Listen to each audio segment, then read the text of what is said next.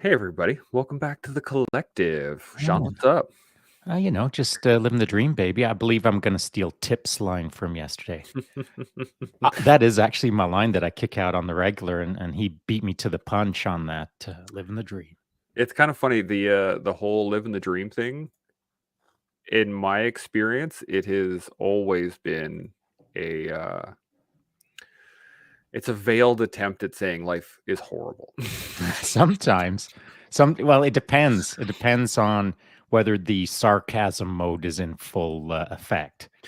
Yeah, the times I've heard it being used, there was no sarcasm involved. It was one of Yeah, these things like living the dream. yeah. I've used it many ways. Nowadays, I try to use it the right way, which is living the dream, baby. Living the dream, man. Yeah, and you know what? When you're actually living the dream, it's pretty sweet. Yeah, It's well, pretty sweet. the other part to that is you've got to live that other dream before you can live this dream and appreciate this dream. Appreciate the dream. That's the big kicker is the appreciation of it. It And is, I take some time every day to just really dude. appreciate it because It man, does. and I like to wear shirts like this one.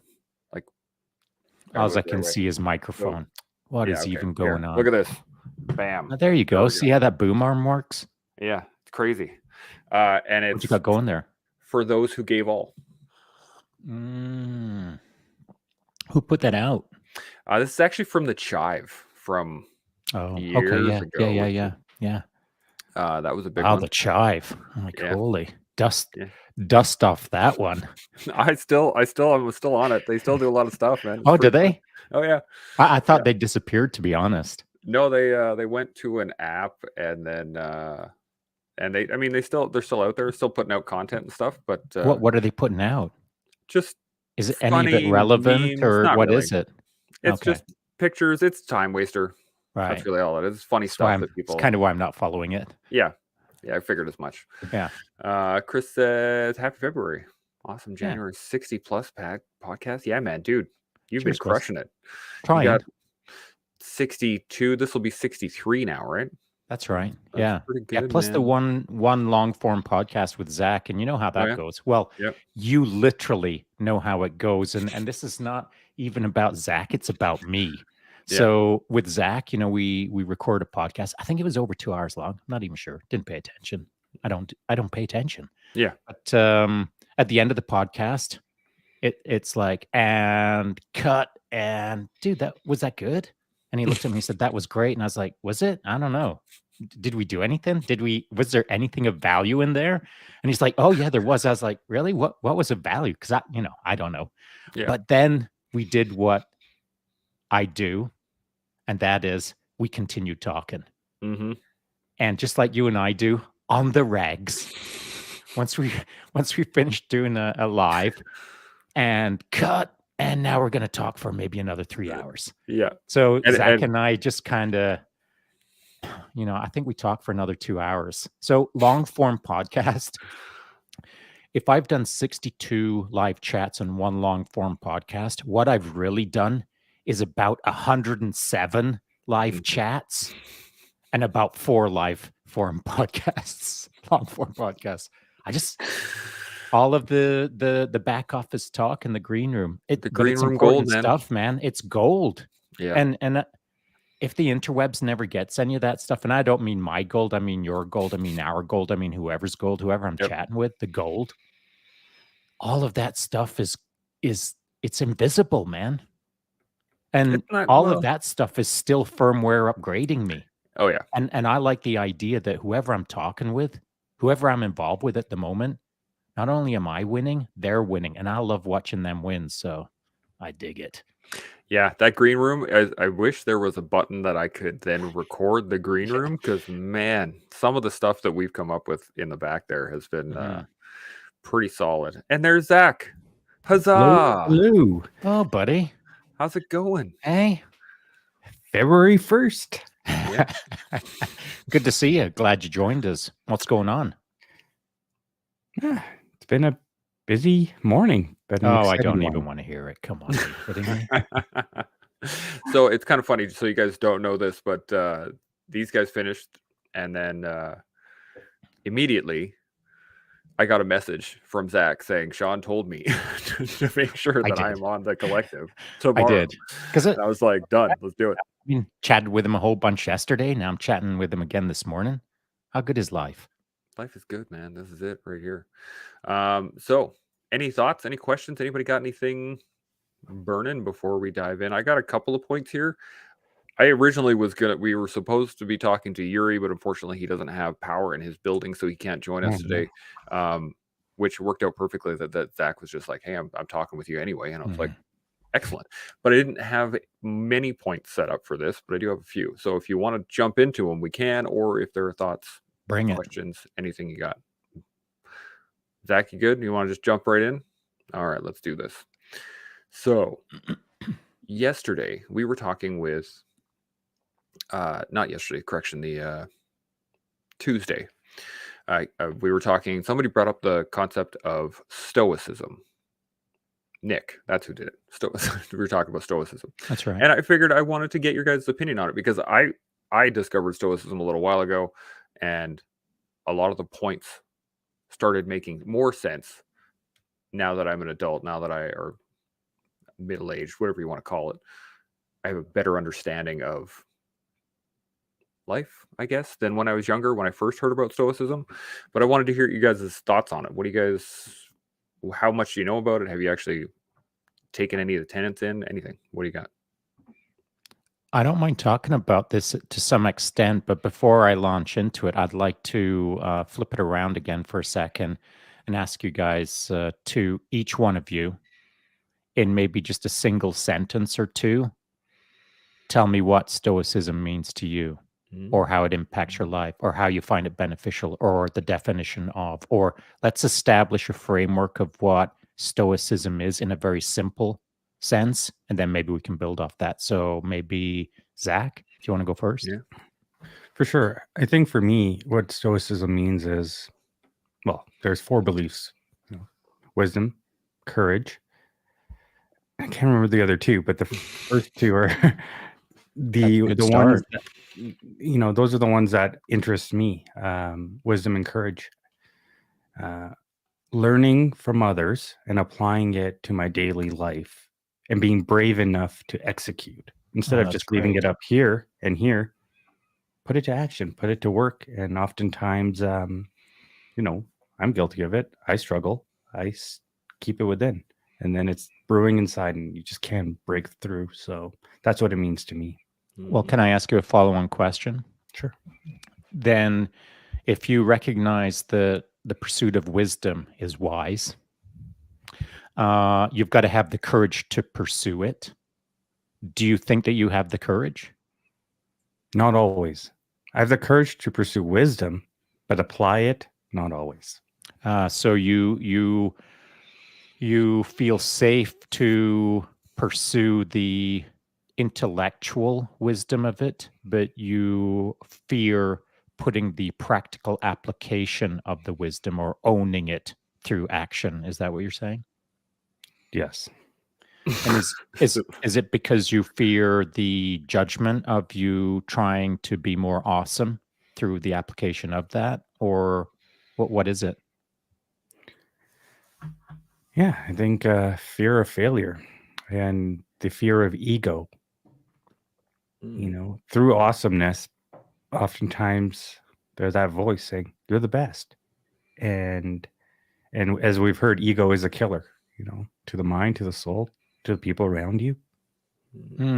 There's actually another way of putting that. I believe it was phrased by it's a little known book called Dune. Fear is the mind killer. Yeah. So what is the mind killer then? Is it fear? Because that's what I believe, or is it the scared to do better, or the judgment of it, or is it the fear that's killing your mind, or is it something else that's killing your mind? It's fear. And what are you scared of, you think? Letting others down, letting myself down. Well, you already are if you're not doing anything about it. So I mean that we can establish that for sure. I mean, right? True. And so then using that as the starting point of that's already occurring if you aren't moving because you're scared to move, then by moving forward, even just one step, uh, is there a further downside to that? Because you're already sort of losing before you start if you're already pre-fearing, right? Yeah. A zero is a zero, a negative Zero is is a a zero, negative. right? Yeah, yeah. Mm. In fact, a zero is a backslide, in my opinion. So, simply by taking one step forward, is it not forward momentum? Is it not forward growth? Is it not investing in yourself? Is it not starting to, in a calculated way, start stripping away the fear? 100%. Yeah. We're in the trenches, right? For We have a sure. choice. We have a choice. And I think we talked about it yesterday. It's black or white. Is it a yes or a no? Do I want to stay in a crappy position or do I want to move? Simple. There's no Yeah. 80%. Yeah, that's right. That is what we talked about. Yeah, thanks for bringing that up again. And for anyone who doesn't know what we've just slipped into, it's not an inner joke or it's not an inside joke or whatever. It's an inside conversation that Zach and I had yesterday, taping on his podcast, the Canadian podcast, where we talked actually about this. And so I was. It's not that I was being hard on Zach. I was challenging Zach. It's not that I was trying to like wear him down or beat him up or be mean spirited. I was having him make choices that were uncomfortable as part of a intellectual process of him and I both learning more about how to do it better. Am I off base so far? No, you nailed it. I mean, you asked me a question and I said, yeah, doing my best, 80%. That's what it is. And then the 20% is me knowing that I don't want to do my best. And you said, why? Why only 80? I said, fear, scared. Yeah, and then I went on to have you make a choice where I didn't let you duck, dive, dodge, and it was, yeah, okay, I understand what you're saying, pal, but how about this? You don't get that option. I'm not giving you that choice. My question was, do you want to be all in or all out? Do you want 0% or 100%? Do you want yes or no? Do you want black or white? Because you don't get to pick a middle ground. There's no 70%. There's no 80%. There's no 47%. There's no 63%. There's no other percent other than either 0 or 100%. Choose one. Because that's where things kind of start eroding in a mindset where people aren't making the forward progression that they need to, is because to Chance's phrase that he likes to use a lot, and that is grace, not slack. And so, well, what is grace? Well, grace is a nebulous term that means nothing other than to the person who gets to determine how lazy they want to be, in a sense. Now, I know that the grace word adds an entirely different connotation to that. But when we're framing grace against slack, what we're really saying is, I'm going to give myself 30% grace here. But that 30% is just you're being slack for 30%. If you are taking that grace and just being slack, if you're taking one word and changing it for another word. And so grace and slack can only be understood truly, I believe, if you've had a whole pile of not slack work. So if you've been driving it hard, or if you've been given her, or if you've got a steady body of work that after 7 days, 14 days, 37 days, it doesn't matter what it is, you can look backwards and see, yeah, that was solid work. Mm-hmm. Oh, January, 62 live chats, that was a solid month. I didn't give myself much slack and I didn't need any grace. So I got after it. Now I can look backwards at that and not be proud of it, but I can think, yeah, that was solid. All right, let's see what February brings. And I'm building off of January on a platform of solid foundation that I feel was valuable to me, to others perhaps. And so that's often the missing part, I feel, is individuals will say, yeah, I'm all in 80% of the time. Right. Dude, that ain't all in. To me, that's dabbling. Mm-hmm. But Dude, know I'm what? all in 90% of the time. Dabbling. Well, You there's can't this thing. understand all in until you're all in for a Totally. while. Yeah. And is my opinion. And there's this thing where we as humans give us a little comfort, cozy cushion where we say, well, you got to be kinder to yourself. You got to be softer with yourself. You got to be gentle. So then what happens is you prolong a lot of things that you need to get done because it's just too hard. So where's the balance here? Because do you go 100 or do you give yourself go 80 and then that 20 is your soft? Or it's only that 20% of being, we'll call it the opposite of being hard. That 20% is only valuable if you're using it as a valuable time, if you're using it wisely. So whatever time you assign for your quote unquote softness, where you're maybe thinking more spiritually, or maybe you're thinking about trying to be, or you're applying maybe you're painting. I don't know. It doesn't matter what a person is doing in their, we'll call it quote unquote soft time. As long as you're all in on your soft time, well, now you're all in. And that is the difference. So let's pretend for a moment you say, okay, today I'm going to do 80% hard edge stuff and 20% soft edge stuff. None of that amounts for anything. None of it counts for anything if you just establish a number and then don't do anything about it. But if you go all in on that 80% hard action today, good, you accomplished 80%. But if you only go 30% into your 20% soft time, you're still not nailing it. So whatever it is that you're committing to, if you're committing to painting, go all in on painting while you're painting. Don't use it as a distraction, or dabbling would be my point, I guess. I think there's a small point in there that I perhaps just clicked on, is that it is, I saw this little infographic on Instagram the other day, and it was about this: go all in whatever you're doing. And for me, the concept of all in meant all the time. And it is, but it's not quite what I'm trying to get at. What I thought was, if you're going to be painting and you're going all in on painting, you should be painting for 18 hours a day, right? You're going to sleep, you're going to wake up, you're going to eat, you're going to paint. You're going to eat, you're going to paint, you're going to eat, you're going to paint, you're going to go to sleep. That used to be my concept of all in. But what I realize now is that it is more of a, if you are painting, you are painting. You are all in Paint that when moment. you're painting. And then when you are resting, you are all in resting, not half-ass resting. Rest when you're resting.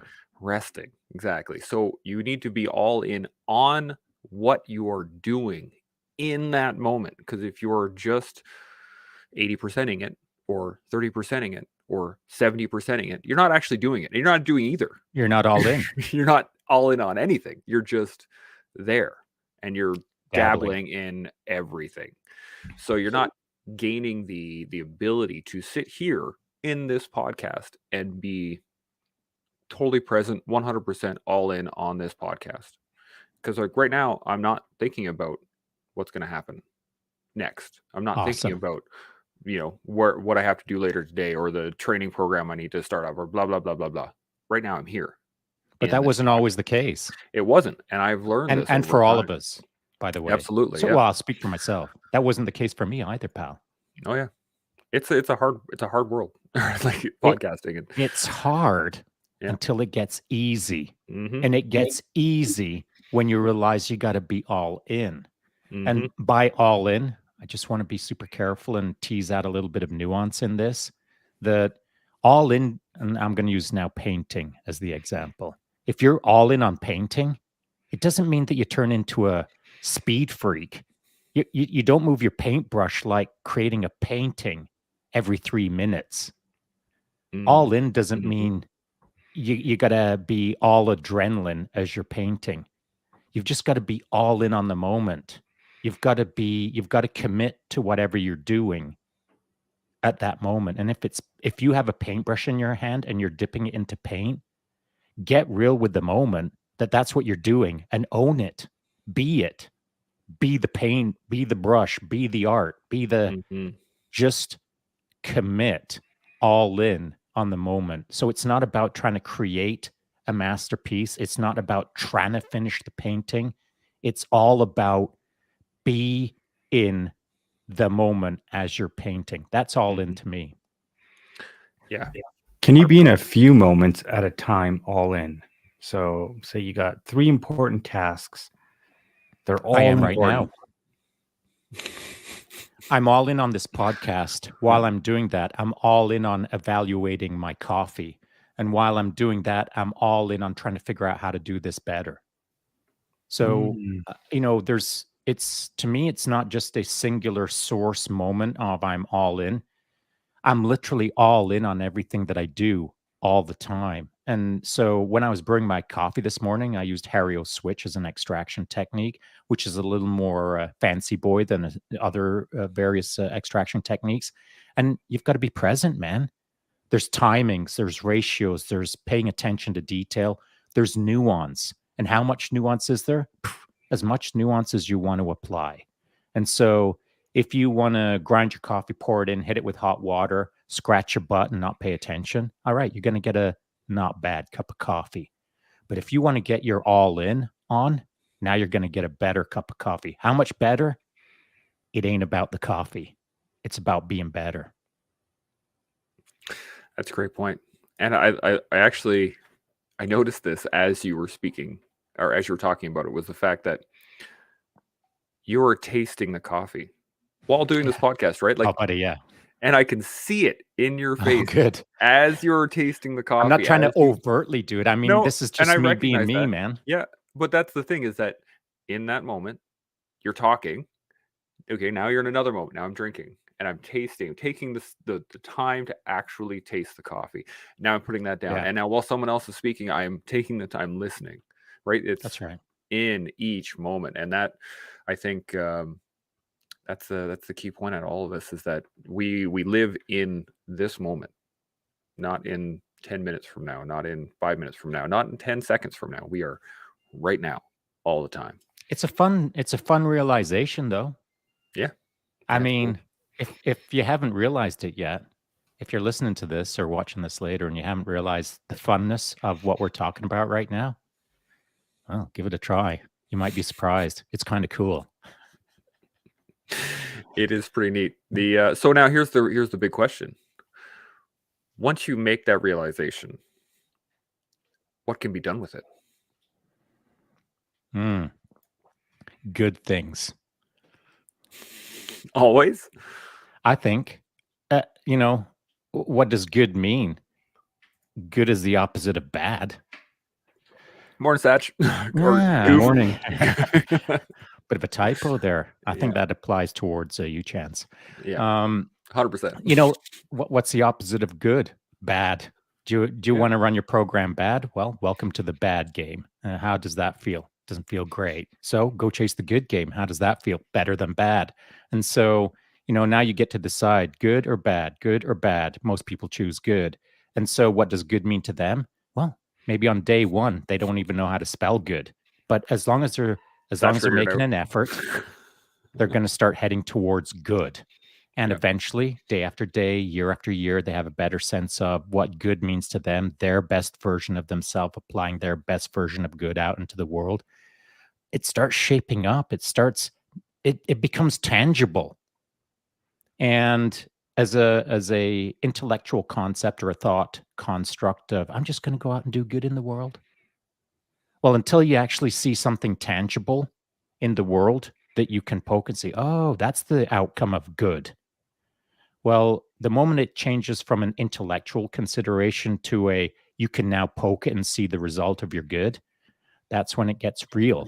And then you can start compounding off of that, because you get the realization that, oh, what I'm doing or what I did created good, and I can do more of that. The moment that it becomes tangible is the moment that you can start creating it in real time.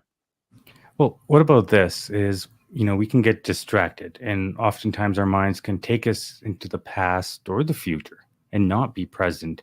What are some things that you guys now use as tools today to identify it and try to switch your mind back into the now? Chance? I would say practice. That's a great answer. Mhm. That's it, man. Like, But what are you doing though, Chance, when you it's get an into it's that mindset? so it's an active thing. I actually was going to talk about intrusive thoughts and things like that. I was going to add it as a topic. So I mean, we can go into this. And the Sorry, were you having intrusive thoughts about talking about intrusive thoughts as you're trying to be present? I'm just curious. exactly. Yeah, Um, exactly.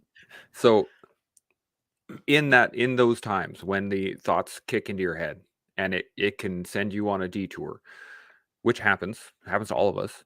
The key thing is to the first thing is recognize that it's happening.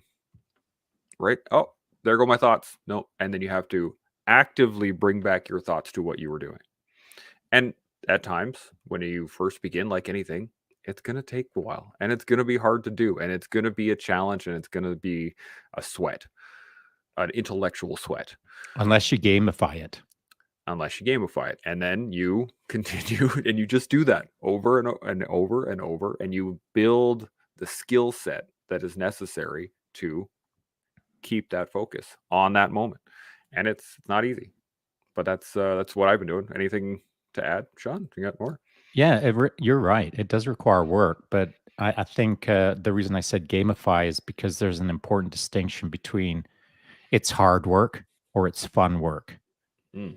And it is hard work if you consider it as hard work, or you can consider it as a fun challenge that you want to beat, that you're going to crush, Mhm. that you won't let own you, you'll own it. That's what I like to do. I like to gamify it. I don't like to be beaten by the universe.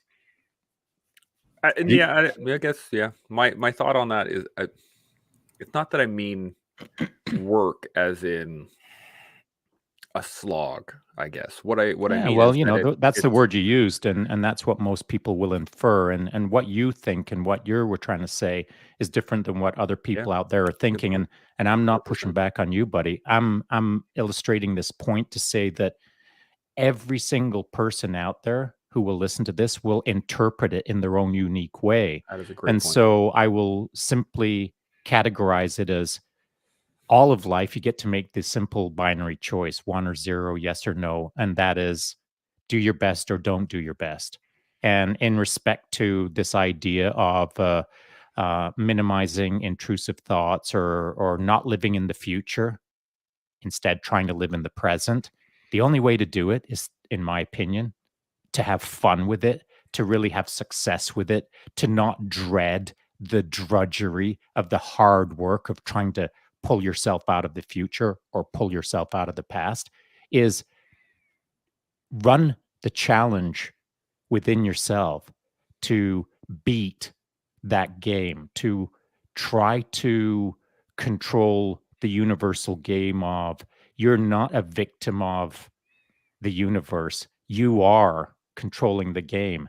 And now it's for you to have a bit of fun with drawing your thoughts back out of the future or drawing your thoughts back out of the past. We have the video button. We have the video stick that we're controlling this video game that we're all in. And so if you take your hands off the joystick and are a passive participant in this game called life, yeah, you're going to have intrusive thoughts from the past and from the future for the rest of your life until you start thinking about it's for me to control. Grab the joystick and pull back the thoughts into, instead of 10 seconds in the future, now bring it back to 2 seconds in the future. And in pretty short order, once you realize that it's your game to play and you can control the game, you should be able to drag yourself back into the present and be aware that you're slipping in and out of the present. And then you pull that bandwidth in until bam, there you are in the present. Once you're in the present, Mhm. you only need to be there 2, 3, 5 seconds. Get the feel for it. Maybe you'll slip out of it again, but at least you had a taste and now you know what you're hunting. That's a great point and a great analogy. And I appreciate the clarification because you're right. I do need to be more specific with my words as they matter. So, but the idea of a controller, like an actual game controller, I love this. I just love this analogy because it Knew is you would. 100% true. I'm a big video game player, as you know, As I was explaining but it, here's what I thought. I bet Chance Burles right now is not in the real time. He's all about the video games that he's played in the past. Not quite, but Okay. very close. I had some intrusive thoughts about it. I'm sure you did. So the thing that I love about this concept of the game controller is that there are times where you put the controller down, and if you don't pause the game, which you can't do in real life, obviously, but in the game, if you don't pause it, the enemies will spawn. Oh, Like I like stuff that. happens in the Look at world, you right? go. That was good. And then things attack you or hit you, and you could sit there all day and be like, "Why are they attacking me? What is happening? Why am I dying? Oh my How did goodness! I eat all my Doritos? How did all my Doritos disappear?" Right? All of that. Why am I wearing Dorito bag slippers? How did I get here? But the moment you pick up that controller, then it's up to you, right? It's no longer the game doing things to you. It is you doing stuff to the game. And even then, if you have the controller and you're not doing anything with it, nothing's happening, right? You still have to do stuff for it to move through the world. And so, yeah, I love that analogy because it is 100% So how about true. this, building off of that, so you pick up the video game joystick, and now you're actively participating in the video game called life. Mhm. And so you're bopping and beeping around the little video game maze, and all of a sudden something eats you, whatever. You Yeah. lost. What happens once you lose that game? What do you do as a video gamer, Chance Burles? What do I do as a video gamer? Yeah, your little character just got stabbed in the chest by a video spear. What do you do the moment that you lose that round? Start again. That's right. You start dive right again. back in. And when you start again, do you start again as if you didn't just play that round, or do you start again having learned a lesson on how to defeat that little thing that video stabbed you in the chest? It's funny you mentioned this because I saw a reel earlier on Instagram about this specific thing. Oh, did you? Yeah, it's kind of hilarious that it worked out this well. Was that there's a frustration level that when you're trying to beat a boss and you can't beat them, and it like days and hours of continually trying to beat this person, and then finally you beat them, and there is this huge endorphin release, in which case everyone is just it's an amazing feeling when you understand it. Anyway, I do, and I've watched my own sons do it as Yeah. well, and I've experienced it myself, and I've observed it as an external observer with my own sons and many other people, of course. But isn't that a great example on how life can be run? You keep getting defeated, or you keep losing to the problem in front of you, but you keep looking at it from different angles. You keep Mhm. learning those lessons. You keep refining your process.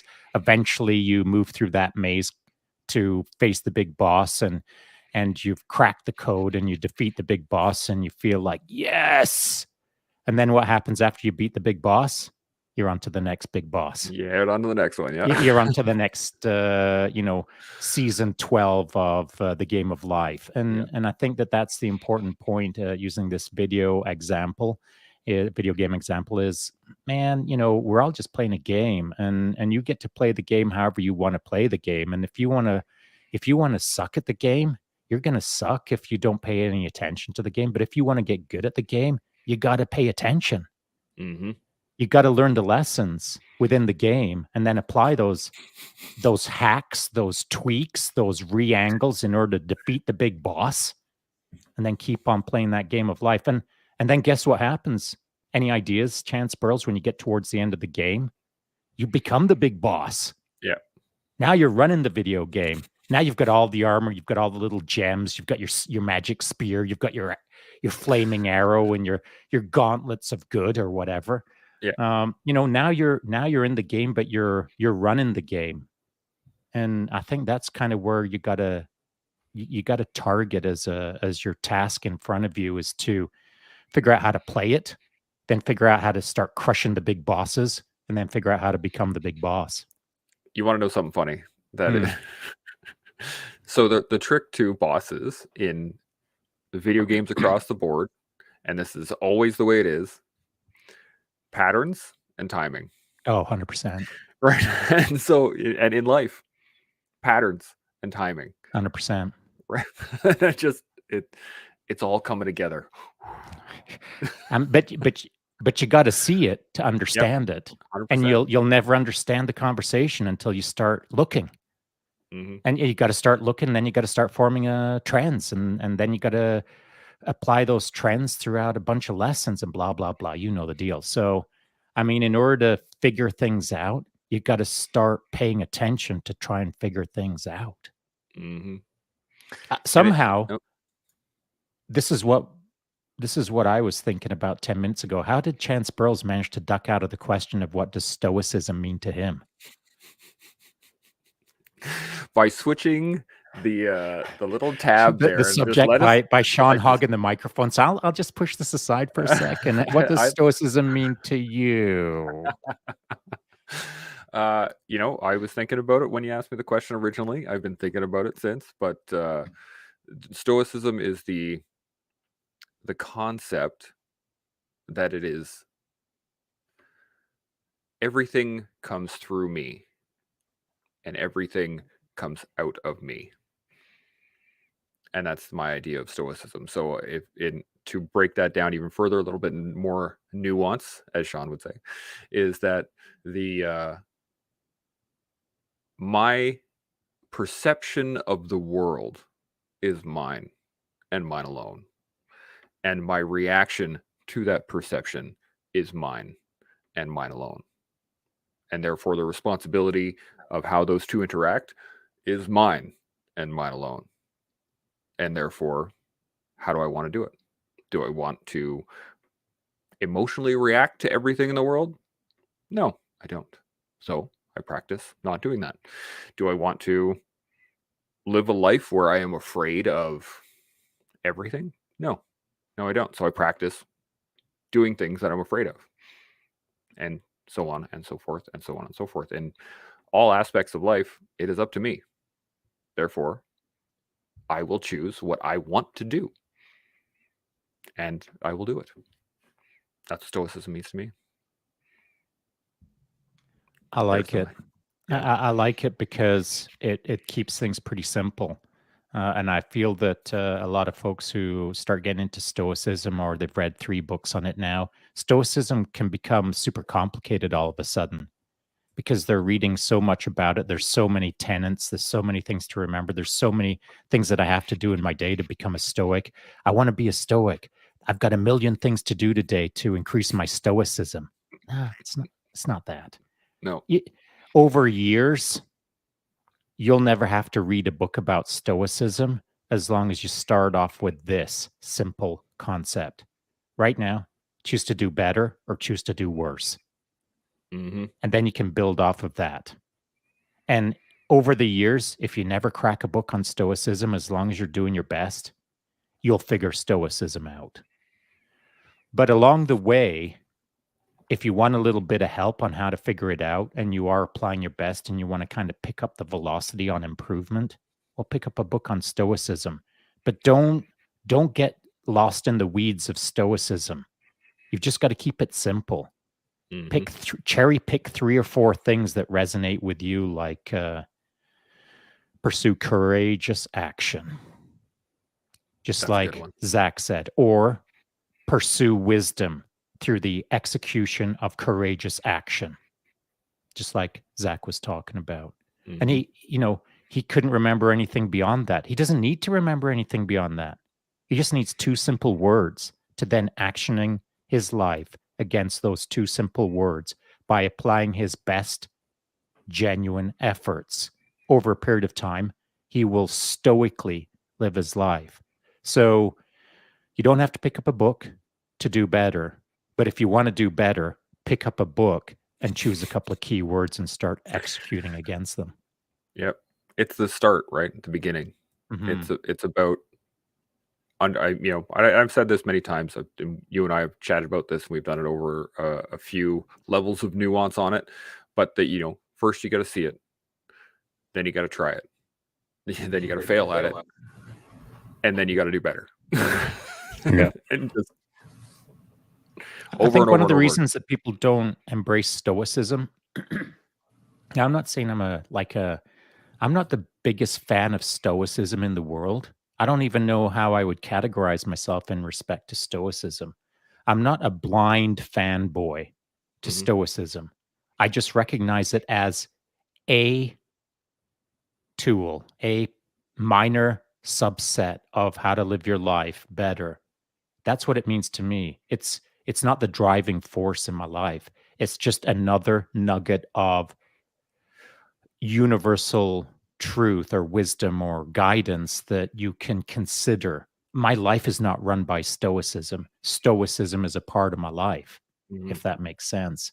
And so, where I feel that people are hesitant to embrace Stoicism is because it's such a big word and it's such a big concept and it's such a radical change for them as to how they're running their life right now Mhm. that it feels like weird or cultish or that's only for that kind of person. Mhm. But that's not true. It's none of that. It's just a couple of words on a single page that you can cherry pick out like wisdom and courage and then think on it. Those are two words that very few people think about Mhm. until they're challenged to think about them. And the moment that you start thinking a bit deeper than wisdom starts with a W, well, now you're off to the races. You could spend your entire life choosing a single word out of the stoic approach and study it deeply and contemplatively until the day you die, and you'll still never know everything about it. So throw away the idea that your job is to know everything about stoicism and to deeply understand every single aspect of stoicism. And I'm not saying you got to surrender to stoicism. Cherry pick a couple of words and then start thinking a bit deeper. That's a good start. You know what it reminds me of is because you can find basically the same concepts in religions, Yeah, in all around martial us. arts, in all kinds of things, right? And it what I'm likening this to is, military tactics. In that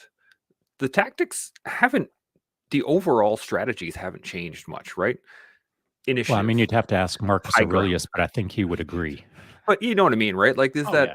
that there's a uh, there's a timelessness to it because it's worked over and over and over. Take the high ground, right? Yeah, of course, take the high ground. It makes sense. Then you're fighting downhill. Yeah, yeah, cool, Yeah, it's right? all money back guarantee stuff for Right. sure. So, absolutely, what you're saying, cherry pick what works because these things work. That's why they're different belief sets from different areas of the world that are all That's why they've been basically the studied same. for a couple of thousand of years. Exactly. So I think it's great in that fact that yeah, just pick up a book, read, learn. A Like single what do we do page. here, right? Anything, anything. Yeah, and Well, listen, you don't no one has to go out, no one has to run out, to the local, bookstore and spend $20 to buy a book on stoicism. I mean, if you no, want to, definitely do that. yeah, If you don't wanna run out of your house and buy a book, buy something on Amazon. Okay, you go don't wanna do that? go to the Order it through library. your library. Yeah, It'll exactly. cost you nothing. Yeah, Okay, you don't have a library card? Ask a friend if they've got any books that they could recommend, and maybe that yeah, friend will say, "Yeah, how about this? Read this." And they might lend you a book. Or, not worst case scenario, but the last option, which is a pretty good option, is there's this thing called Google. mm, And if you type in stoicism, you might find a thing or couple of two things, out there on the one or interwebs. two maybe. Get your reading on and commit. You know what a stoic practice is waking up in the morning and stoically reading, Mhm. committing to learning more about stoicism while through the act of stoicism, you're reinforcing stoicism. Yeah, So you've got to commit to the process. It's not a one and done. It's not like I'm going to get a library book, I'm going to read for a day, and I'm going to check that box on stoicism. yeah. You got to like do a solid month of considering things a bit deeper and see where that takes you. I'm actually just about to finish a year. I have a Stoic year-long journal, so it gives you Stoic prompts, and then you write Nice. about it. And I get 2 a day. So, and I've just about done a year. It's pretty good. What's a prompt example? Prompt would be like a quote. Yeah, sometimes it's a quote, sometimes it's a specific question about the day, or what are what was the one from yesterday? Now I'm drawing a blank. I'd have to run and go get the book because I can't quite remember right off the top of my head. But it's a random question for you for the day. So, what are your intentions? And it's just very broad, open-ended questions just to make you stop and think about what are my intentions today. Not just what I'm going to do, but what is my intention? Is it going to be, at least the way I'm reading it, is like, think about it in terms of a broad, grasping notion. What is your intention today? And then I think we're trying to kind of do that over here in live real time. I guess is act as a little, not a check-in on everyone, a check-in on ourselves, or whatever the case is. It's just trying to keep it real and keep people accountable, keep ourselves accountable by asking these wide-ranging questions. Yeah. And that's it. That's my thought of it. That's one of the great things about the collective, is that I can come up with a random thought in my head. I'll have one of those intrusive thoughts, and then I can go, hey, let's talk about that on the collective, and let's put it on the notes, and it'll be good to go. So I get to utilize those thoughts now because I'm recognizing that they're just coming in. I'm like, oh, hey, there it is. Can you throw that comment that just popped up? I flashed and I just... Tim Ferriss has some great blog posts on Stoicism. He's going to put the link in the comments. I'd like to touch on that for a sec, if you don't mind. On Tim Ferriss, I know he puts out a lot of good content. In fact, I'm looking at, I've got a book just over here that is propping up my light, which is over there. And the book is actually called Tools of Titans. Tim I have Ferriss. that book too. Right. And so I'm familiar with him, of course, been tracking him for quite some time, and I'm not going to throw him under the bus. But what I will say is this, that some of the things that he's put out are great, but the stuff has influenced some folks out there to believe that they're now on the right path, whereas they're following his path rather than their path. And it's cool to be guided for sure, but at some point, someone's got to say, own it yourself. Create your own path. Tim Ferriss introduced you to Stoicism. Now forget about Tim Ferriss. Start focusing on you, on your journey. You were introduced to it. Now go own it. And I've talked to people. The reason I'm saying that is because I've talked to people who also raised the same issue on, Tim Ferriss has done some great stuff on Stoicism. And they're just waiting for Tim Ferriss's next thought rather than creating their own thought. And I'm like I said, I've got his freaking book right here. It's not that I don't support the guy. I'm saying that you've got to support yourself. And to support yourself, you've got to consider your own journey, not coattail on someone else's journey, thinking that their learnings or their eye-openings or their aha moments are now your aha moments. Live your life, not his life, if that makes sense. Yeah, I like it. Oh, look at that, Gunny. What's up, Tim? How's it going? Hey, buddy. I bought Meditations by Marcus as my first and assisted me with meditating back. Yeah, I found Stoicism helped quite a bit dealing with the symptoms. They just making sure that understanding that it's on you, right? All the stuff's on me for me. Do you know what it does do? It'll remind some people of it, but it'll actually open up an entirely new conversation with a bunch of people, and it's this. I feel that book talks a lot about the victim mentality and how to ditch it. Yep. And man, I'd be broke if I had to buy a book and mail it to every guy who needs to read that book, who currently exists in a steaming hot stew of victim mentality. Yeah. I don't have the money. I don't have enough money to mail all of those books out. I don't think there is enough money. There's a boatload of people who need to read that book. Yeah, shake their head and stop being a victim. Yeah, I agree. Now that while we're on this topic, I'd like to know, what is the What's the most impactful book that you've ever read, Zach? I think for me, it's The Shadow Effect. I've never read I that. haven't read that. Oh, it clicked for me. Who's it? You know, I've heard it from a couple of people now, though.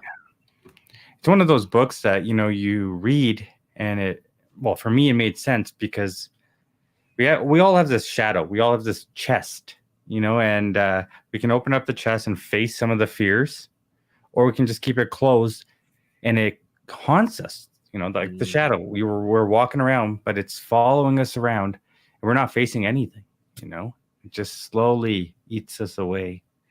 So opening up that chest of all the things in your life that you're afraid of, and to handpick some of that stuff out and deal with it, I think it's a beautiful journey if you can face some of that stuff. It's helped me. The Shadow Box?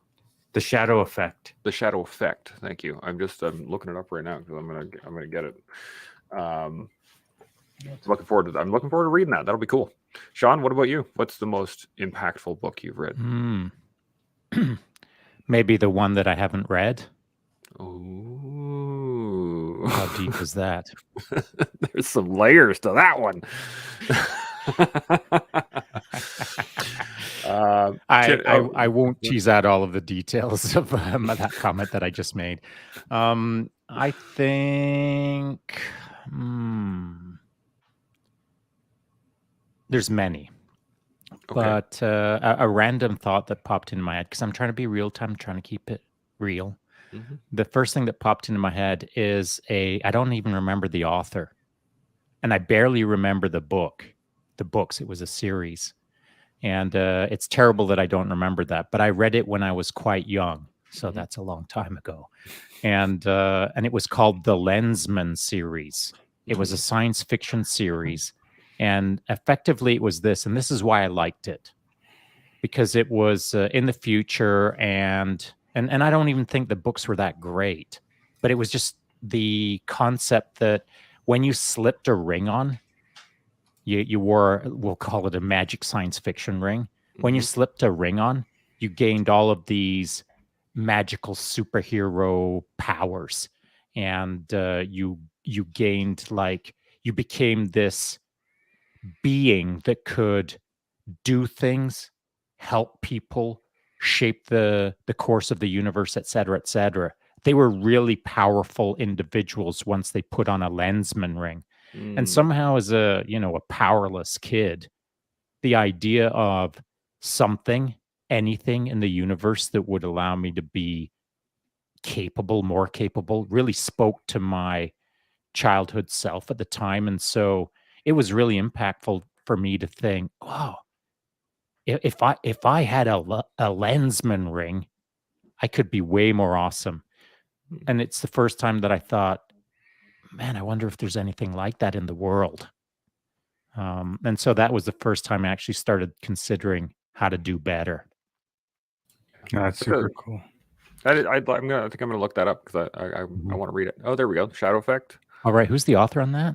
Deepak Chopra, Debbie Ford, Marianne Williamson. Yeah, man. I'm gonna go get. You know what though? It's kind of similar to what Shaun said. The things that they all talk about, we do as well. Opening up the dialogue, it's already there. But this is just it's just another reminder. So, a couple notes here. It says, inside you'll discover how to make peace with yourself, others, and the world. Bring light to the parts of yourself that have the power to transform your life. Find the courage to let go of all that holds you back, and reconnect with the person you were meant to be and the life you were meant to live. So, Shaun, we talked about that yesterday. That's right. Books are great, but it's their life. It's their story. This is our life. This is our story. Mm-hmm. That's right. And what's interesting about that is when someone target locks in on a book and starts nodding their head and thinking, yeah, that totally makes sense. Yeah, oh, I like that. Oh, yeah, I'm going to make some changes. Well, now you're considering changing your life, and you may change your life, but the book wasn't necessary. No book is necessary. No conversation is necessary if you can just sit down and be quiet for a little while and start thinking about how to do it better. internally and externally. You'll solve everything yourself if you actually sit with yourself and get real with yourself. But the trick is getting real with yourself and then doing something about it. So the consideration and the action, and that gets replaced by a book, because someone doesn't want to sit down with themselves and quietly talk with themselves internally and start thinking about these things. The external aid is called a book. And then as they flick through the book, they're starting to think, oh, that makes sense to me. I wish I would have thought of that, which was all possible if you put the book away. Yeah. But then someone reads the book and then they fall into that same pattern of, I really learned a lot there. I wonder what my next book is. The book then becomes the action, rather than the action is the action. And that's it. That's all. So you got to get out and execute against the new learning, we'll call it, from a book. If you just can't sit with yourself quietly and learn about yourself, grab a book and then do some action. I saw somebody on Instagram again who had asked a question of, Instagram, and it was, how do you get over paralysis by analysis? And I was like, oh, I know the answer to this one. At least I think I know the answer to this one. And I said, which he was asking about multiple choices. So I have like 6 choices laid out in front of me. I have to choose one of these things. How do I do it? And a lot of the other answers on the comment section said, write down a list of pros and cons and then determine which one is the best and then do that one. Choose one. And this is Choose what I anyone. said. Well, this is what I said. Number 4. I said, which one of these things can be done right now? And if there's multitude of them, which one can be done for the least cost? Execute against that one. And but the thing is that you could sit there consistently and go, okay, well, this one I could do right now. And I could do it right now. And I could do it right now. And I could do it right, or just freaking do it. Or exactly. But pick one. The key in it all is execute against it. Just do it. Yeah, and out of 6 choices, I don't know what number 4 was. Who cares? Doesn't Choose matter. number 4. Exactly. Because if that was the wrong, quote unquote, wrong one for you, whatever. Now you're going to learn a lesson. Now you're down to 5 choices. Yeah. Now choose one of the 5. Number 2. Okay, go learn. Yeah. You'll figure it out. But you'll figure nothing out if you just keep thinking about how to figure things out. You got to go kick ass, your own and the world's. Just keep kicking ass. I like that. Maybe I'll put that on a t-shirt. keep kicking ass. Keep on. So we're just about at an hour here. It's great. That's awesome. We're starting to hammer down these timings, I think, a little bit better. Yeah, pretty good. Any thoughts, questions, things to ruminate about? Zach, got any final thoughts on Stoicism or all in versus dabbling? Anything? Is paralysis analysis a paradox? Can you explain? Well, is it something that is real, or is it just in here we make it up? Well, I think the entire universe is all made up in our heads. Mm-hmm. I mean, we interact with the universe, but it's our universe to run. And so our thoughts are our thoughts, and our thoughts shape our universe. And so, if you choose to believe it works one way, then that's how it works. If you choose to believe another way, well, that's how it works. And so the paradox is, what do you believe? Who's running the game? Whose thoughts are those thoughts? They're your thoughts, and you get to shape them, and then you get to action against them. And so the paradox, I believe, is disbelieving that you're running the game. Mm-hmm. And paralysis by analysis is it's 100% real if you believe it does. For sure. Right? If you don't believe it's real if you're still in an analysis. If you're still analyzing what is paralysis by analysis, if you're analyzing that sentence, then you're in a paradox. What are you guys going to do today to kick ass? Ooh, that's a good question. Shaun, what are you going to do? I'm doing it right now. Yep. That was going to be my answer. I'm with you guys. Yeah. Yeah. At in the real time, I mean, it's kicking ass is not about standing on top of Mount Everest and planting a flag. It's just about doing your best in the real time. That's kicking ass, in my opinion. Showing up. Not just showing up, but showing up and doing your best. Giving her. That's how you're kicking ass. It's just past noon, and I'll be heading up to the hoops. It's Hoopers today. It's Wednesday, first day of the week. Nice. Because that's the first day that Hoopers opens this week, is every Wednesday. So my calendar changes. Wednesday's the first day of the week. I'll be up at the hoops. I'll grab probably a Fugas, head out to the mountain bike trails on the Fat Tire bike, and maybe fly the drone, maybe not. But whatever I do, I'll be kicking ass. My own in the universes. That ain't a paradox. It's my game to run. I'll go kick some ass. I like it. Yeah. I was going to basically steal your answer. You're welcome to. Yeah, I appreciate it. And I will. I think, we got a couple, we got a comment. I think guys like Tim originally thought they would teach me. Here's what happens. The non-doers constantly ask for him to produce more content for them to buy. Fame becomes addictive. I agree with Tim that. Ferriss. Yeah. Yeah, I totally agree with that. I've seen it happen. And that's why I'm kind of off him a little bit. Like, I didn't want to say it because I'd like people to check him out, and I'd like people to learn more about Stoicism, buy his book, et cetera, et cetera. I'm trying to support that thing. But I watched him, I don't want to say devolve, but I watched him get caught up in that, we'll call it rat race, that fame becoming addictive. And then, lots of people just kind of talking and not doing. And he's producing more content for the talkers and not doers. And it just becomes this increasing spiral of non-accomplishment. Oh, yeah. And it's tricky, man. Well, he just launched an NFT now. So that's his new product, an NFT, which is a non-fungible token. And it's a story called Cock Punch. That's what his NFT is called. Yeah. Wow. Congratulations, Tim Ferriss, for screwing that up. The watching him from day one, when he was literally a nobody, until today, I've watched his story arc, and I don't want to say much more than that, other than I think that there's other people who've just done it better. That's what I will say. And oh my goodness, I'm not into shills. I'm not into someone who puts out content as a marketing shill in order to gain something of benefit that they don't deserve because they're shilling. And so that's all I'll say on that. I was going to say the same thing. Was, again, I'm just going to echo to Shaun here for a little bit, was the fact that the moment you stop actively learning from whatever it is you're doing, you're wasting time.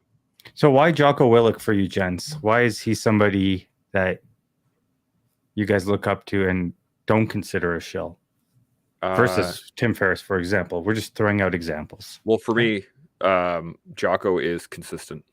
I haven't seen him change his belief system or what he produces across the board. He demands a higher standard of himself and the people around him consistently, and it's a consistent, everyday. Jocko is the same guy. I agree, and that's why I really I enjoy what he puts out, because it's consistent. Oh yeah. And for me, it's a two-phase decision. And so I've said this in the past. I've said this to friends who have probably looked at me and thought, I'm defriending that guy because he just said something that is offensive. And my offensive statement is this, that I'm just not a big fan of people who do all of their learning in a book. So if you're a dusty librarian, I'm not going to name drop, but there's some names that immediately come to mind of people who are talking the talk, but have never walked the walk. And by that, I mean, like, their entire career was built around being an academic, but they're talking like they're a tier 1 dude, or they're an academic trying to pass on life lessons, but they don't live a legit life. And so what I do like about Jocko is, before he became a twinkle in anyone's eye on social media, He was in the trenches, man. He earned his way. He viewed life through a lens of living an adverse life. The lessons that he came away from that are super legit. And then his second phase was to do Tim Ferriss stuff, where he was talking to interesting people, learning things from interesting people, firmware updating himself through being around these kind of conversations.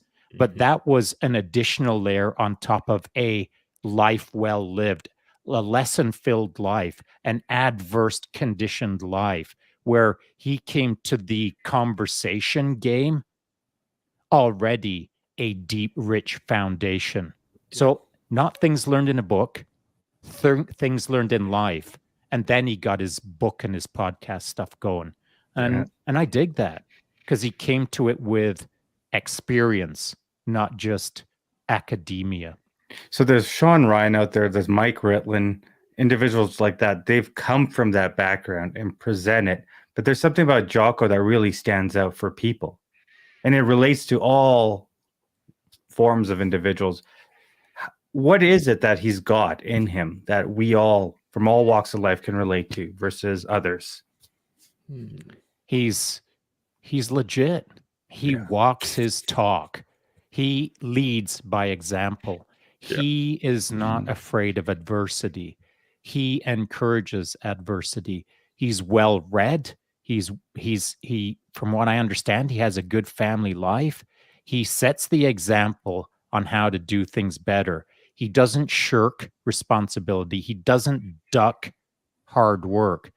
He's a guy who literally gets after it. I was going to grab my get after it mug, but sadly, I'm on the skull mug today. Yeah. So that guy, to me, I can't think of anyone else that immediately comes to mind that does it better than Jocko right now on the socials. Yeah, and again, it's consistency, right? He is the same dude from the day. Well, I mean, he's obviously grown and evolved and he becomes a better, learned more, obviously, but he is the same consistent Jocko that is driving, that is learning, that is building, that is doing everything he possibly can to live a better life. Yeah, he authentically kicks ass, man. Every day. That doesn't change. As he grows, his mindset, his concept doesn't. But that takes a body of work, which he has. 100%. Oh yeah. And that's how he manages to do it. It's not like it's, as he says it's a non-factor or no factor, whatever. It's a non-factor if your life is an accumulation of decades of doing your life. Whatever I do is no big deal to me. What I'm doing is what I do on the daily anyway. Mm-hmm. So if I throw a camera on it, then all right, it's just me doing me. I'm not having to construct anything. And that's the case with Jocko. His life is rad because he lives a rad life. And I appreciate the fact that it's not a manufactured content. It's just Jocko doing Jocko. Yeah. Jocko, if you're listening to this, gotta join the collective. Well, never say never. One day we just did. Yeah. One day we'll see what happens. And this is the benefit. Awesome. If he does, wicked. If he doesn't, cool. Awesome. Like we're gonna carry on. We're gonna carry on kicking butt. Right. We're gonna carry on. For now, he still acts as a pretty good modern day stoic. Yep, 100%. So awesome. We are well over time now. Yes. Any last thoughts on that before we shut her down? Appreciate you guys. Thank you. Hey, it's our pleasure having you, man. It's always Thanks fun. for having the morning with us, pal. Thanks for joining us and having a chat and bringing the content and the questions and the thoughtfulness. And of course, I love chatting with you. And let's see it more often. Yeah, yes, man. Please. Like honestly, shoot me a message. Any day you're open, we're doing this. Let me just look here every day. And yes, I just looked at the back of my watch because I have my watch on the front end. I did that on purpose. Yeah, because this is the thing. Every day we are here. If you want to jump in, jump in. It's all good. I love that. I got lots of cool people lined up. Don't even, Burls. He's gonna lose his mind. I am gonna lose my mind. I don't want to know. The next 3 days are going to be big. I'm excited. Saturday is going to be interesting because I'm doing my jiu-jitsu competition, but it's going to be interesting. Right. Well, So so if you need to adjust the timings on that, you just hit me up. I think we will adjust some timings on it. I might do some lives from the tournament, maybe look at even you do a go. live while I'm on the mats, so That everybody might can not go see. so well. I'll learn I'm something. pretty sure it won't go well. I I'll mean, learn all the something. background noise, the connectivity, the Oh, this, yeah. that. I guess it's going to be a semi-gong show. Maybe I'll just videotape it and then release it afterwards when I can edit the audio on it so that it's cleaner. I'm sure Put you'll some find epic some music time to it or today where something. you can have a quiet moment and deeply consider that. I have all day to do it. All right, everybody. Well, I appreciate you. Appreciate you guys talking. Appreciate you guys chatting. I think we had a really great discussion on not only what it is to be, stoic or to take the time to appreciate life, to do all these things, but how to be in the moment when we learn, how to be in the moment as we build, and how to be really in the moment as we grow. So thanks everybody for joining us. We'll see you tomorrow. Thank you. GMO.